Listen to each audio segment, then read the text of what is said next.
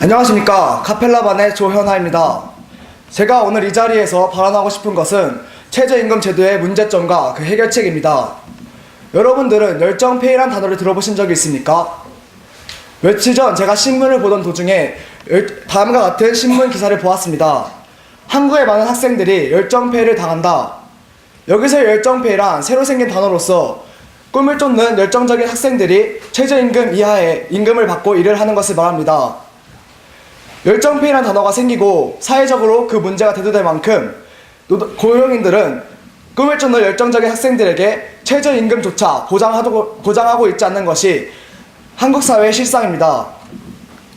정부는 최저임금을 올리는 것보다 노동자들의 최저임금을 보장하는 데 힘을 써야 합니다. 최저임금 제도는 정부가 빈부격차를 줄이기 위해 세운 정책으로 매년 그 액수를 올려왔습니다. 최저임금 제도에 따르면 고용인들은 노동자들에게 최저임금 이상의 임금을 주어야만 합니다. 하지만 정책이 존재함에도 불구하고 고용인들은 노동자들에게 최저임금을 주지 않는 경우가 많습니다. 이들은 보통 학비를 벌기 위해 아르바이트를 하는 학생들이나 생계를 유지하기 위해 일을 하는 노인 노동자들을 대상으로 이러한 악행을 저지릅니다. 정부는 이 같은 최저임금 위반 업체를 근절시키기 위해 청소년 근로지킴이 제도를 만들었고 근로감독을 강화하겠다는 지침도 내놓았으나 전국적으로 최저임금을 받지 못한 노동자들이 꾸준히 늘고 있습니다. 통계청의 자료에 따르면 지난해 208만 6천여 명의 노동자들이 최저임금을 받지 못하였고 이는 전체 노동자의 약 12%로 주 8명 중 1명꼴로 최저임금을 받지 못하는 것과 같습니다.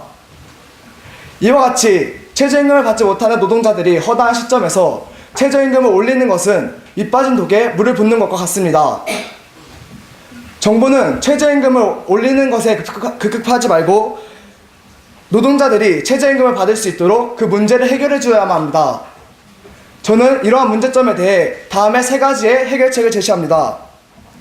첫째, 최저임금을 위반하는 고용주들의 단속을 강화하고 그 처벌 수위를 높여야만 합니다. 최저임금 제도를 위반해도 과태료를 물지 않거나 차익만 물어주면 아무런 처벌도 받지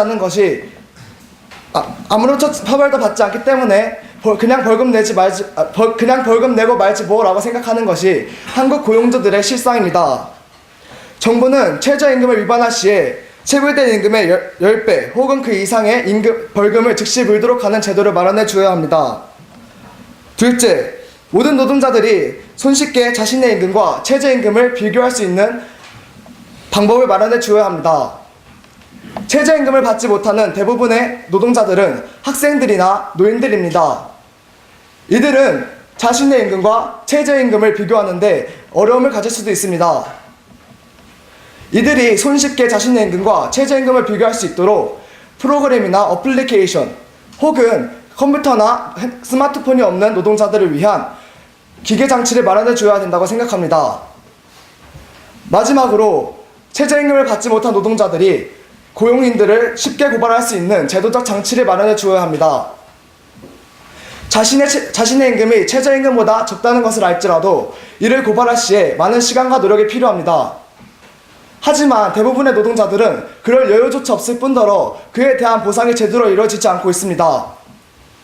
또한 학생이나 노인들은 사회적 약자로서 고용인들에게 협박을 받는 경우가 많습니다. 이러한 경우들로 자신의 임금이 최저임금보다 적다는 것을 알지라도 고발을 쉽게 하지 못하는 것이 실상입니다. 이를 방지하기 위해 노동부에서는 보다 쉬운 방법으로 고발할 수 있고 노동자들의 신변을 보호해 줄 수 있는 제도적 장치를 마련해 줘야 합니다. 감사합니다.